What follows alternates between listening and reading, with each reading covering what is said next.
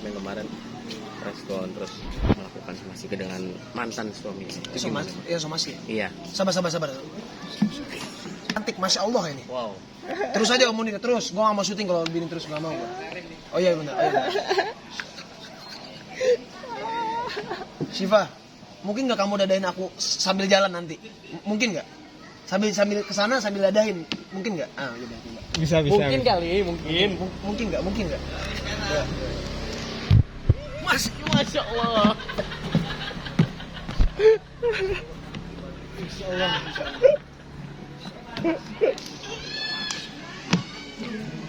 Lagi lanjut. Oke, gue sentilan dikit tuh. Itu salah satu yang memang muncul ya tiap hari ya. Di lokasi syuting ya, suka perempuan segala macam ya. Iya, tetap lah Pak. Maksudnya lagi kan saya jomblo. Jadi ya selama masih dalam batas wajar ya tidak apa-apa dong saya menyukai perempuan. Melepas masa jomblo kira-kira kapan? Yang jadi beda nih ngomonginnya nih. Ini pacar apa menikah? Mau pacar dulu apa langsung menikah lu pengen ya, Bang? Kopek. Masalahnya bokap, nah ini ultimatum juga nih. Oke, apa ultimatum dari bokap? Gini, disclaimer dulu. Saya sudah 20 tahun tapi belum kuliah karena belum masuk. Dari kemarin masih gap year. Sedangkan saya mau nikah 25 sudah mau menikah. Tapi karena tahun ini belum masuk. Oke. Dan harusnya masuk tahun ini. Bokap memang minta untuk kalau lo mau nikah S1 dulu. Oke. Jadi syarat nggak bikin malu bapak lu.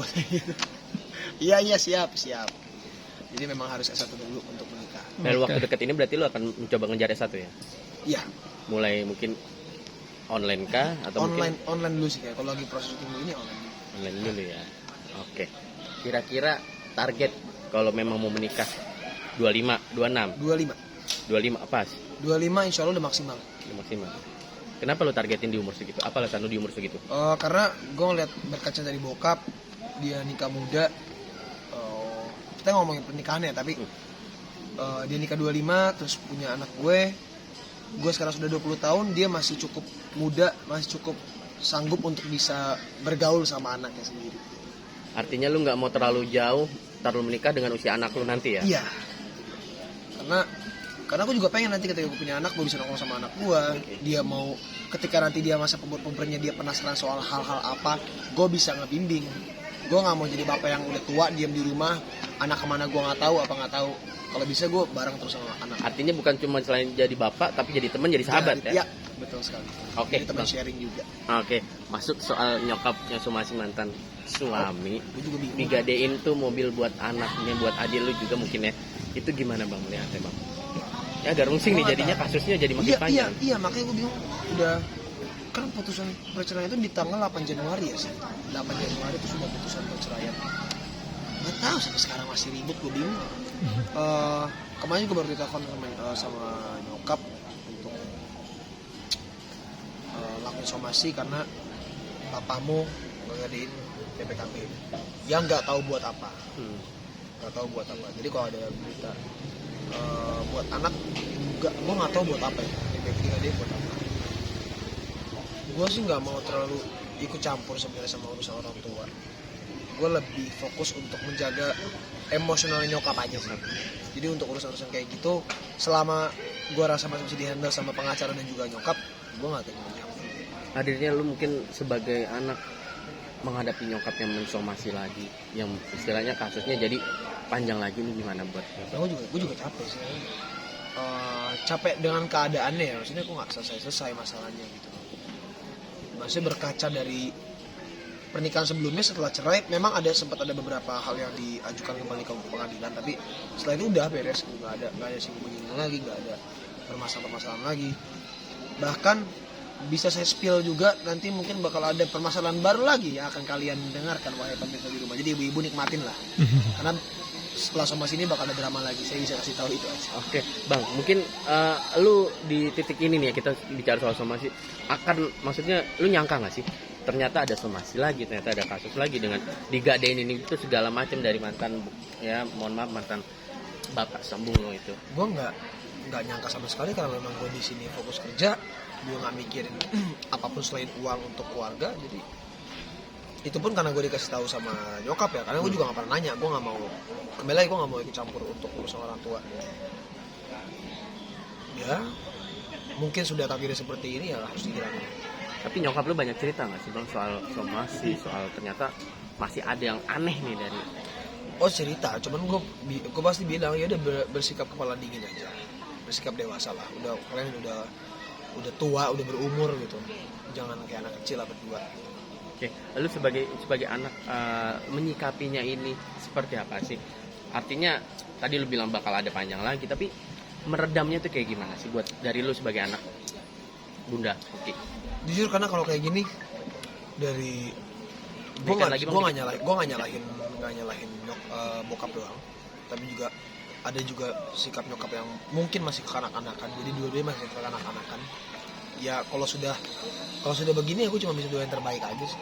Karena gue juga harus menjaga perasaan nyokap, gue juga harus menjaga perasaan bokap gue. Yang dimana cukup berat untuk menjadi penengah. Untuk walaupun dalam hati terdalam pasti membela nyokap dong. Tapi ya gue harus bisa adil, harus bisa melihat sesuatu secara objektif. Oke bang, mungkin ada cerita sedikit dari nyokap nggak sih kalau mantan suami nih, bapak lu ini ngambilnya secara diem-diem, ngambilnya tanpa izin, itu bener nggak sih bang? So dari lu aja itu bener nggak sih? Kalau dengan hal itu tuh bener nggak? Iya, karena kalau itu sudah ada omongan, pastinya akan banyak perdebatan dong. Apalagi mobil yang BPKB-nya digadai itu emang mobil yang dipakai untuk miro sekolah, untuk anak kandungnya sendiri. Makanya bisa digadai ya karena memang gak ada omongan, tiba-tiba mobil dibawa, BPKB digadai. Gak tahu lah, pusing juga, gak tahu. Yang laki begini, cewek juga begini. Makanya nggak bisa, sudah terlalu jauh untuk ditengahi sih. Jadi ya serahkan kepada hukum aja kan seperti apa. Nyokap juga, gue baca satu berita nih bang ya di online, salah satunya ini sampai meminta tolong sama netizen untuk melacak keberadaan mantan suami itu. Lu itu gimana tuh lu nyikapinya? Itu gue nggak tahu. Sebegitu kekehnya nyokap lu berjuang banget buat mati-matian gitu bang. Intinya gini, kalau gue dari dulu sebelum perceraian pun setiap podcast pasti gue bilang lelaki pengecut itu nggak bakal lari dari masalah, dia akan menyelesaikan. Jadi kalau ngerasa buka pengecut, jangan kabur. Tentang nafkah juga, apakah tidak dinafkahi juga diajarin gitu? Lu tahu dinafkahi seharusnya dinafkahi, tetap dinafkahi seharusnya. Cuma mungkin untuk urusan rumah tetap dibantu sama saya, dibantu sama nyokap, adik-adik pun dibantu sama Fasya. Adik-adik lu sekarang sama siapa? Oh masih sama nyokap. Nanti Dirawat. makanya untuk menjawab pertanyaan sekarang kita di mana, nah itu kalian akan tahu sendiri. Tunggu aja nanti somasi selanjutnya. Somasi selanjutnya spill ada lagi tuh bang. Ada lagi. Berlanjut lagi bang ya. Ditunggu. Ya kalau udah begini saya tinggal nonton aja. Siapa yang menang dah ini. Oke, mungkin sebagai anak lu ngambil hal positif dari kasus ini gimana? Dan apa yang bisa lu buang juga? Jangan memendam sesuatu yang harusnya diomongin. Itu yang pertama.